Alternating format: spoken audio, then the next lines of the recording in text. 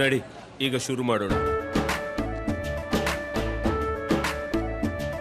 ಕೇಸರಿಯಿಂದ ಮನೋಲ್ಲಾಸ ಮನಸ್ಸು ಮತ್ತೇರಿ ಕುಣಿದಾಡಿದೆ ನೋಡು, ಮನಸ್ಸು ಮತ್ತೇರಿ ಕುಣಿದಾಡಿದೆ ನೋಡು.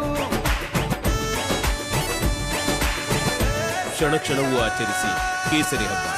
ವಿಮಲ್ ಬಾಯಲ್ಲಿ ಹೇಳಿ ಕೇಸರಿ ಸಮರ್ಥನೆ ಆ ಪಾರ್ಟಿಯಲ್ಲಿ ಭಾಗಿಯಾಗಿದ್ದವರದು. ಆದರೆ ಇದೀಗ ಪೊಲೀಸರ ತನಿಖೆ ಚುರುಕುಗೊಂಡಂತೆಲ್ಲ ಆಗಿದ್ದು ರೇವ್ ಪಾರ್ಟಿನೇ ಅನ್ನೋದು ದೃಢವಾಗ್ತಾ ಸಾಗ್ತಾ ಇದೆ. ಪಾರ್ಟಿಯಲ್ಲಿ ಇದ್ದವರ ಬ್ಲಡ್ ರಿಪೋರ್ಟ್ನಲ್ಲಿ ಬಹುತೇಕರದ್ದು ಪಾಸಿಟಿವ್, ಅಂದ್ರೆ ಡ್ರಗ್ ಸೇವನೆ ಮಾಡಿದ್ದಾರೆ ಅನ್ನೋ ವಿಚಾರದಲ್ಲಿ ಪಾಸಿಟಿವ್. 103 ಜನರ ರಕ್ತದ ಮಾದರಿಯನ್ನ ಪೊಲೀಸರು ಸಂಗ್ರಹಿಸಿದ್ರು, ಇನ್ಕ್ಲೂಡಿಂಗ್ ಆ ತೆಲುಗು ನಟಿ ಹೇಮಾ, ಆಶಿರಾಯ್, ನಟ ಚಿರಂಜೀವಿ ಸೇರಿದಂತೆ 87 ಮಂದಿಯ ರಿಪೋರ್ಟ್ ಪಾಸಿಟಿವ್ ಬಂದಿದೆ. 103 ಜನರ ಪೈಕಿ 87 ಜನರ ಬ್ಲಡ್ ರಿಪೋರ್ಟ್ ಪಾಸಿಟಿವ್. ಮಾದಕ ದ್ರವ್ಯವನ್ನ ಸೇವಿಸಿರೋದು ದೃಢವಾಗಿದೆ, ಮಾದಕ ವಸ್ತುಗಳನ್ನ ಸೇವನೆ ಮಾಡಿರೋದು ದೃಢವಾಗಿದೆ. 87 ಜನ. ಆನೇಕಲ್ನ ಫಾರ್ಮ್ ಹೌಸ್ ನಲ್ಲಿ ನಡೆದದ್ದು ರೇವ್ ಪಾರ್ಟಿಯೇ ಅನ್ನೋದು ಆ ಮೂಲಕ ಖಚಿತವಾಗ್ತಾ ಇದೆ.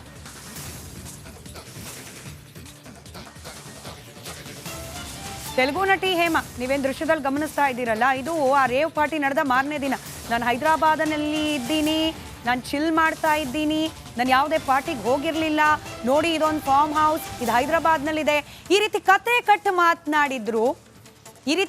ಕಟ್ಟು ಮಾತನಾಡೋ ಪ್ರಯತ್ನ ಮಾಡಿದ್ರು ಹೇಮಾ. ಆದರೆ ಆ very next day rave party ನಡೆದ ಮಾರನೇ ದಿನವೇ ನಮ್ಮ ಪ್ರತಿನಿಧಿ ನವೀನ್, ಆನೇಕಲ್ ರಿಪೋರ್ಟರ್ ನವೀನ್ ಅದೇ ಜಾಗ ಈಗ ನಿಂತ ಆಕೆ ವಿಡಿಯೋ ರೆಕಾರ್ಡ್ ಮಾಡಿದ್ದಾರೆ. ಹಸಿರು ಮರ ಅದ್ರ ಮುಂದೆ ಹೋಗಿ ನಿಂತ್ಕೊಂಡು ನೋಡಿ ಇದು ಹೈದರಾಬಾದಲ್ಲ, ಬದಲಾಗಿ ಆ ಪಾರ್ಟಿ ನಡೆದಂತಹ ಜಾಗವೇ ಆನೇಕಲ್ನ ಫಾರ್ಮ್ ಹೌಸೇ ಅನ್ನೋದನ್ನ ಸಾಬೀತುಪಡಿಸಿದ್ರು.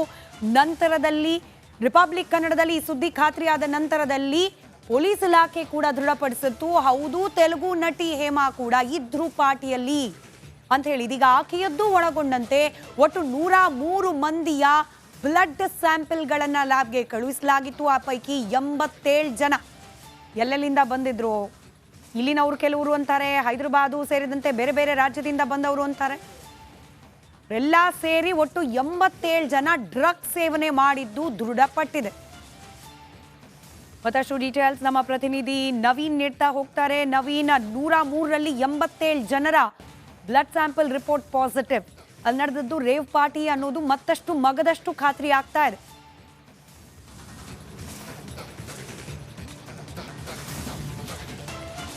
ಸ್ಮಿತಾ, ಬೆಂಗಳೂರು ಹೊರವಲಯದಲ್ಲಿ ನಡೆದಂಥ ಏನು ಈ ಒಂದು ಬರ್ತ್ಡೇ ಪಾರ್ಟಿ ಹೆಸರಿನ ರೇವ್ ಪಾರ್ಟಿ ಅನ್ನೋದು ಈಗ ಸಂಪೂರ್ಣವಾಗಿ ಖಾತ್ರಿಯಾಗಿದೆ. ಯಾಕಂತ ಹೇಳಿದ್ರೆ ವಾಸು ಅವರ ಹೆಸರಿನಲ್ಲಿ ಕೇವಲ ಹೆಸರಿಗಷ್ಟೇ ಬರ್ತ್ಡೇ ಪಾರ್ಟಿ ಆಯೋಜನೆ ಆಗಿತ್ತು.